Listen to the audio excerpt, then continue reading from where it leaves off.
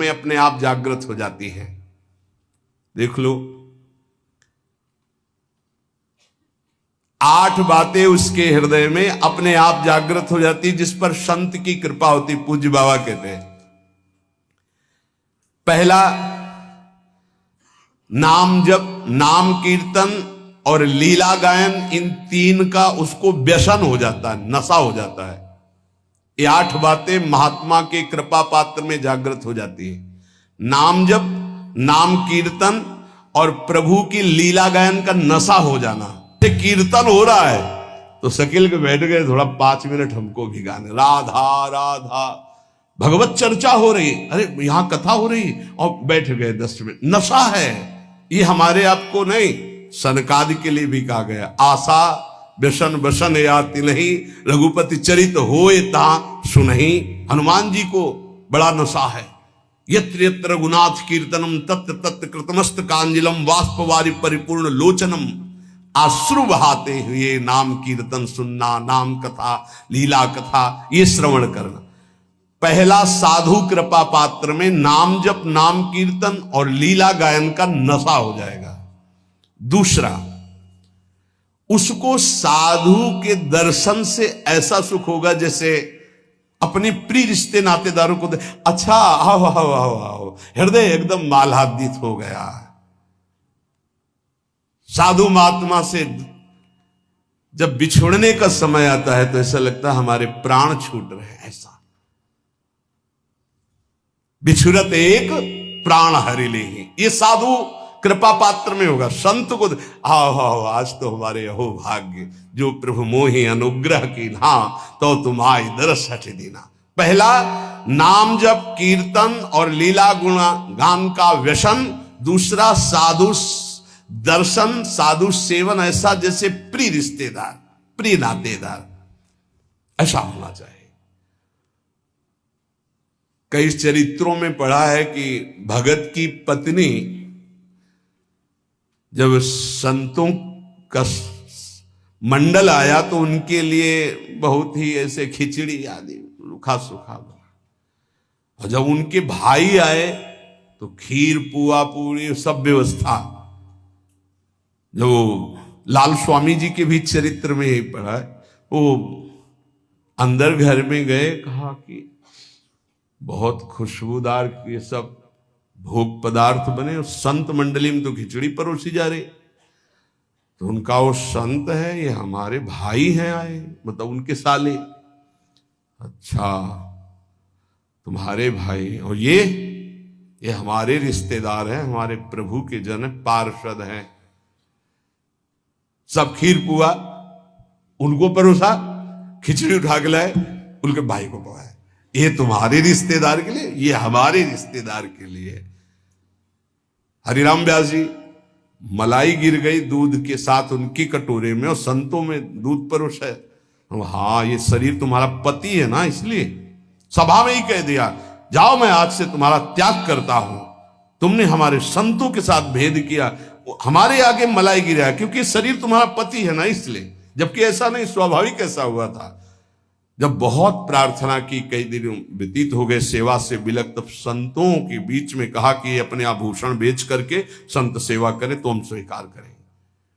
संत ऐसे प्रिय लगे जैसे कोई सगा सनेही रिश्ता नाता जिनसे जुड़ा है, उनको देख और खूब उनके प्रति भाव, इस महात्मा की कृपा। तीसरा, सांसारिक चर्चा करने में बिल्कुल अरुचि होना। चौथा, महात्मा का कृपा पात्र कभी किसी की निंदा ना कर सकता है ना सुन सकता है। पांचवा, महात्मा का कृपा पात्र कभी प्रणाम नमस्कार न स्वीकार करता है किसी के, कोई जैसे कर रहा है तो स्वयं स्वीकार नहीं करता, और दूसरों को भरपूर सम्मान देता है। स्वयं अमानी रहकर दूसरों को मान, वो किसी का मान सम्मान स्वीकार नहीं करता और दूसरों को मान सम्मान करता है। छठा, किसी का चित्त दुखे ऐसा संवाद नहीं, किसी का चित्त दुखे ऐसी कोई क्रिया नहीं, और कोई किसी संवाद या क्रिया से उसको दुख पहुंचावे तो उसका चित्त दुखे ऐसी स्थिति नहीं। सातवां, यदि उसको कोई पद या उपाधि दी जाए तो विष्ठा के समान उसको त्याग देगा महात्मा का कृपा पात्र। कोई पद या उपाधि दी जाए तो विष्ठा जैसे त्याज्य होता है। विष्ठा त्याज्य का मतलब विष्ठा त्यागने के बाद किसी को गर्व नहीं होता है। मलवत त्याग भोगों का, पद प्रतिष्ठा का। देखो, जब हम मलवत त्याग नहीं करते तो त्याग तो वस्तु का होता है, अभिमान उस वस्तु के त्याग का होता है जो उससे भी खतरनाक होता है। वस्तु की समीपता जितना बाधक है उससे ज्यादा बाधक है वस्तु त्याग कर त्याग का अभिमान। वह किसी के चित्त दुखाने पर कभी दुखी नहीं होता और वो कभी कोई ऐसा संभाषण या व्यवहार नहीं करता और अपनी प्रतिष्ठा को विष्ठा के समान त्याग देता है। भोगों का त्याग, संपत्ति का त्याग जहां बड़े महापुरुषों के प्रति आए तो विषवत त्याग बताया गया है, वमनवत त्याग, तीन शब्द बोले गए, वमन के समान और मल के समान। इनमें सबसे ज्यादा श्रेष्ठ मल के समान है। उसका ध्यान ही नहीं है, कोई उसको ऐसे उसका स्मरण ही नहीं। मलवत त्याग मतलब उस त्याग की स्मृति भी नहीं रह गई, उसे त्याग कहते हैं। यह महात्मा की कृपा पात्र को होगी कि वो प्रतिष्ठा को, संपत्ति को, मान को विषवत त्याग करना, वमनवत त्याग करना, मलवत त्याग करना। इसकी पहचान कि आठों बातें महात्मा की कृपा पात्र में आ चुकी हैं। कह रहे उसका मन एकाग्र होगा, किसी भी नवीन विषय भोग की इच्छा नहीं होगी, नेत्र निर्विषय होकर अनासक्त होकर विचरण करेंगे। देखा लाखों को, छवि एक की नहीं, देखा पूरी बाजार, इच्छा एक भी नहीं। नेत्र उसके निर्विषय हो जाएंगे। लाखों छवि देखने पर, लाखों मूर्ति देखने पर, लाखों प्रकार के विषय भोगों को देखने पर उसके हृदय में ना इच्छा होगी ना झांकी होगी। एकांत में जाकर किसी व्यक्ति का चिंतन नहीं होगा। जिसका मन एकाग्र है, नवीन विषय भोग की इच्छा नहीं है, नेत्रों में किसी की आकृति नहीं, कोई विषय की झलक नहीं, पूरी बाजार घूम आवे, पूरे लाखों लोगों से मिल ले, वो महात्मा का कृपा पात्र भगवान प्राप्त करने के योग्य हो चुका है। ये 8 बातें पुनः सुन लीजिए कृपा करके। पहला, नाम जप, नाम कीर्तन, भगवत लीला गुणानुवाद। क्या व्यसन, नशा। कीर्तन हो रहा है, दौड़कर बैठ गए, हम भी 10 मिनट गाएंगे। नाम जप के लिए हर समय उत्साहित रहो कि जैसे गरीब आदमी एक एक मिनट मेहनत करके धन कमाता है, ऐसे तुम नाम कमाओ। भगवत लीला गुणानुवाद में श्रवण इंद्री को, जिनके श्रवण समुद्र समाना, कथा तुम्हारी सुभग सरि नाना, भरे निरंतर होई न पूरे, ऐसे। दूसरा, साधु महात्मा प्राण प्रिय लगे। तीसरा, संसारिक चर्चा बिल्कुल विषवत लगे, नहीं सुननी, नहीं करनी। जब उस मार्ग में नहीं जाना तो मुझे चर्चा क्या करनी। तीसरा, संसारिक चर्चा नहीं। और चौथा, कभी किसी की निंदा ना करनी है और ना सुननी है। पांचवा, स्वयं अमानी रहकर सबको मान प्रदान करना है, कभी अपने को मान सम्मान के विष का पान ना करावे। छठवां, किसी का चित्त दुखाए ना, दूसरे के चित्त दुखाने वाली कोई क्रिया ना करे और दूसरे के द्वारा चित्त दुखाने वाली बात और क्रिया होने पर अपने चित्त को दुखित ना होने दे। सातवां, अपनी प्रतिष्ठा को विष्ठावत त्याग दे। कोई भी उपाधि, कोई भी पद प्रतिष्ठा भगवत प्राप्ति के बाद जो हरि करे, पहले कोई स्वीकार न करे। उपाधि नहीं तो उपद्रव हो जाएगा। आठवां, सदा सच्चरित्र होकर जीवन व्यतीत करना। काशी में जज स्वामी नाम के एक बड़े सिद्ध महात्मा थे, जब रहते थे तो एक संत भगवान आए थे, उनका चलो आपको ब्रह्मबोध संपन्न महापुरुष के दर्शन कराते हैं। तो शायद मुमुक्ष भवन ऐसा नाम था जहां सन्यासी जन रहते थे, वहां गए। तो स्वामी जी एकदम वयोवृद्ध, अस्थिमात्र हुए रहे शरीरा, नजदीक गए तो जैसे एक उन्माद अवस्था को प्राप्त होते हैं वैसी स्थिति थी। अचानक जब स्वामी जी ओम नमो नारायण अचानक ऐसी दृष्टि हुई और बस इतनी जोर से हाथ पकड़ा, और अंग्रेजी में उन्होंने कहा, हमें अंग्रेजी तो याद नहीं है, पर उसका भाव था, वो गुड करेक्टर ऐसे कुछ बोल रहे थे कि जिसका चरित्र पावन है वही सब कुछ है, और अगर चरित्रहीन है, चरित्रता चली गई तो कुछ नहीं रहा। इसलिए जीवन में करेक्टर गुड रखना है। मतलब हम तो हिंदी में बोल रहे, वो अंग्रेजी से बोल रहे, तो जो संत ले गए थे वो ट्रांसलेटर, हाँ हमको वो ये भी अंग्रेजी का है ना, इसलिए रुक गए। वो उसका भाषा हिंदी की करके वो हमें बता रहे थे कि वो है। तो ये 8वां है, सर्वदा पावन चरित्र रखना। कोई हमसे त्रुटि, कोई ऐसी गलती है उसका सुधार किया जाए। बहुत जन्मों से हम लोग फिसलते रहे, अब इसका सुधार कर ले। ये सत्संग केवल भगवत प्राप्ति के लिए होता है। ये सत्संग केवल समस्त संत महापुरुष और भगवान की वाणियों को मिलकर होता है। जो तुम एक शास्त्र में ढूंढोगे वो तुम्हें ढूंढी ढूंढाई वस्तु मिल रही। ना तुम्हें दूध खोज करना है, ना दही खोज करना है, ना मथना है, ना माखन करना, सीधे घी मिल रहा है भैया। अगर अब पुष्ट ना हुए तो भगवान जाने। बड़े बड़े महापुरुषों के पावन सूत्र, पावन चरित्र, पावन सिद्धांत आपको मिल रहे हैं। आप कृपा करके, अपने ऊपर कृपा करके, हमारे ऊपर कृपा करके, हमारे भगवान के ऊपर कृपा करके। कैसे? भगवान के ऊपर कृपा। भगवान ये गीता हमारे लिए बोले हैं, अगर हम स्वीकार करेंगे तो मानो भगवान कहते कृपा कर रहे हो हमारे ऊपर, जो हमारी बात मान रहे हो। जैसे छोटा बच्चा दूध पी लेना तो माँ कहती बहुत अच्छा, मानो माँ के ऊपर कृपा कर दिया, नहीं तो माँ चिंतित रहती। गुरु के ऊपर कृपा कर दिया यदि आपने बात मान ली, क्योंकि गुरु निश्चिंत हो जाएंगे, आप भगवत प्राप्त हो गए, आप भगवान को मिल गए। ये हमारी निश्चिंतता, हमारे प्रभु की निश्चिंतता। और आपके ऊपर गुरु कृपा भरपूर, हरि कृपा भरपूर, लेकिन आपकी कृपा में कंजूसी है आपके ऊपर। आपकी कृपा यदि आपके ऊपर हो जाए तो सब बात बन जाए। आप अपने ऊपर कृपा करें और जो सुन रहे हैं वैसा आचरण कर ले, यही है अपने ऊपर कृपा, सर्व मंगल हो जाएगा। खूब नाम जप करें, भगवद आश्रित रहे।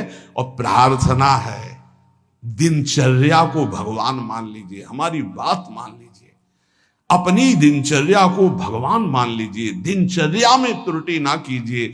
दिनचर्या जिसकी पावन हो गई वो पावन हो गया, महात्मा बन गया। एक दिनचर्या, कोई भी दिनचर्या जो आपकी बनी हुई है उसको कभी त्रुटि मत होने दीजिए। बुखार आ जाए तो कपड़ा ओढ़ करके गेट के पास बैठ जाइए, आप उसका प्रभाव देखिएगा। दिनचर्या में बहुत बड़ी सामर्थ्य होती है। जिन महापुरुषों की हमने चरित्र पढ़े, बड़े बड़े महापुरुषों की, उनकी दिनचर्या थी, वही हमारे बचपन से दिमाग में दिनचर्या बैठ गई है कि एक दिनचर्या ही आपको उन्नति मार्ग में ले जाएगी। एक दिनचर्या, कृपया हमारी बात मान लीजिए, एक दिनचर्या बना लीजिए। आपकी दिनचर्या की त्रुटि वो आपके लिए बहुत हानिकारक होगी, प्रमाद स्थिति होगी। अन्य समय आप कार्य कीजिए जो आपके और कार्य है, दिनचर्या में आपकी त्रुटि नहीं होनी चाहिए। आज के सत्संग का जो आपने श्रवण किया उसका मनन करो और अपने आचरण में उतारो, और इसी जन्म में प्रिया प्रीतम की प्राप्ति की योग्यता हमारे अंदर आ जाए। प्रिया प्रीतम मिले ना मिले, हर समय उनको पुकार कर रो रहे हैं यार, ये तो आ जाए। उनसे मिलने के लिए तड़पना तो आ जाए, उनकी याद में डूबना तो आ जाए। वो आ जाएगा। अगर उनको ना बुलाना होता, ना ये देना होता तो हमको क्यों ये सानिध्य देते? इस सानिध्य का मतलब वो हमें, आप समझो, प्रिया जो आपको मिलने के लिए कितने व्याकुल है, यहां से तुम्हें सुनाई नहीं दे रहा? ये उनकी व्याकुलता है, आपसे मिलना चाहते हैं। आप क्यों मिलने के लिए तैयार नहीं हो रहे हो? जैसे माँ बाथरूम में बच्चे को ले जाकर स्नान कराकर तैयार करके पिता की गोद में बैठा देती है, ऐसे गुरु आपको पावन सजा करके प्रिया प्रीतम के रास मंडल में प्रवेश कराने के लिए आप तैयार हो जाइए। जैसे छोटा बच्चा ना बाथरूम की, वो कहता है मुझे खेलना है, वो थप्पड़ मारेंगे, चल पहले। ऐसी कुछ दशा है। ऐसे घसीटो कि ये जो पवित्र आचरण है आपको निर्मल करेंगे, आप उन मलिन खेलों को खेलना चाहते हैं। ये छोटी मंजिल नहीं भगवत प्राप्ति। संपूर्ण द्वैत से विस्मरण प्राप्त करना है।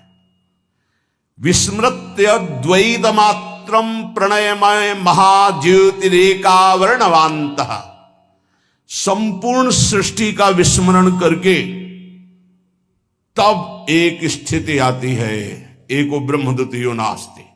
पहले सब कुछ भूलना है, इसलिए कहा गया निरंतर भजन।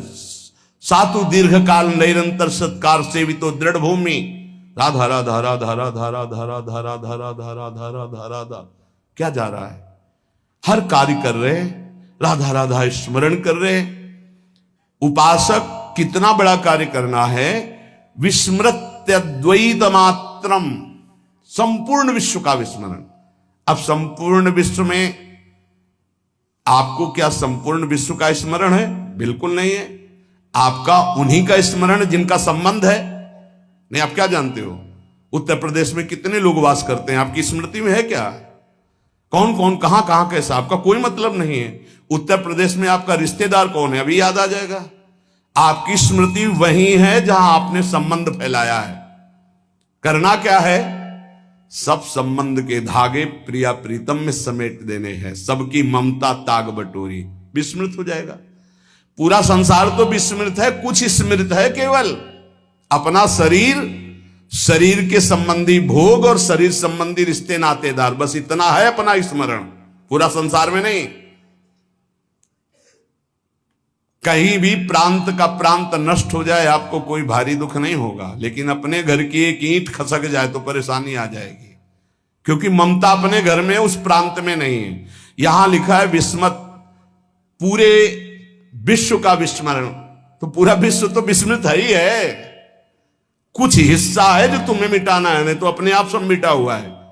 क्या स्मरण पूरे विश्व का? पता ही नहीं तुम्हें पूरे विश्व में है क्या क्या। पूरे विश्व का थोड़ी पता है। कुछ भूमि ऐसी है जिसमें कुछ देश बसे हुए हैं, इससे कई गुना बड़ी भूमि है जिसमें कोई नहीं रहता है, वहां केवल देवता और सिद्ध जा सकते हैं। तो आप पूरा विश्व थोड़ी जानते हैं। इन जितने देश बसे उनमें सब देश नहीं जानते आप। छोड़ो, अपना भारत देश पूरा नहीं जानते आप। 140 करोड़ जनता, किसको जानते हो आप? कितने को जानते हो? भारत के किसी एक प्रदेश के किसी एक शहर में या गांव में एक कोने में तुम्हारा घर है, उस घर में किसी एक कमरे में एक कोने में तुम्हारी सैया है, तुम हो क्या? ऐसे पूरे ब्रह्मांडों का एक फल समझ लो। ऐसे अनंत ब्रह्मांड जिसके एक रोमकूप में वास करते हैं, उन भगवान के सेवक हैं। ब्रह्मांड निकाया निर्मित माया रोम रोम प्रतिवेद कहे, दिखलावा माते तेन अद्भुत रूप प्रचंड, रोम रोम प्रति लागे कोटि कोटि ब्रह्मांड, कोटि कोटि करोड़ करोड़ ब्रह्मांड जिनके करो। इस पूरे ब्रह्मांड में एक ये मृत्यु लोक में भारत देश में एक प्रदेश में, एक जिला में, एक कस्बा में, एक गांव में एक छोटा सा घर, उस घर में एक कोने में सैया, तुम हो क्या? क्या हो? जैसे गूलर के फल में देखो कितने भुनगे निकलते हैं, ऐसे गूलर की फल की तरह भगवान के विराट रूप में एक रोमकूप में करोड़ों ब्रह्मांड वास करते हैं। तुम्हारा विस्मरण करने का ज्यादा मेहनत नहीं पड़ेगी। तुम इतने त्रिकालज्ञ नहीं हो कि पूरे भारत को जानते हो या विश्व को। तुम्हारे स्मरण में केवल वही विषय है जो भोगे हो, वही व्यक्ति हैं जिनसे संबंध बनाए हो। तो इन सबकी ममता ताग बटोरी, मम पद मन बांध बर डोरी। कह रहे विस्मृत अद्वैत मात्रम, यह है भगवत प्राप्ति का मार्ग। अब छोड़ो, बिल्कुल सरल मार्ग, छोटा मार्ग, एकमात्र अपने गुरुदेव का स्मरण। ध्यान मूलम गुरु मूर्ति, पूजा मूलम गुरु पदम, मंत्र मूलम गुरु वाक्यम, मोक्ष मूलम गुरु कृपा। या संपूर्ण विश्व का विस्मरण और आराध्य देव का स्मरण, और इसको कराने की सामर्थ्य एकमात्र गुरुदेव के चरणों में होती है। अगर ध्यान मूलम गुरु मूर्ति, पूजा मूलम गुरु पदम, मंत्र मूलम गुरु वाक्यम, तो मोक्ष मूलम गुरु कृपा। गुरु कृपा से सब सुलभ हो। एक जगह पकड़ लो, उठते बैठते चलते फिरते अपने गुरुदेव की आज्ञा के अनुसार चल रहे हैं, उनका चिंतन कर रहे हैं, प्रगट में गुरुदेव विराजमान है, फिर कोई साधन में त्रुटि या फिर कोई अशांति सवाल नहीं उठ सकता। मानो परमानंद में प्रभु के साथ चल रहा हूं। सच्ची कहता हूं, गुरुदेव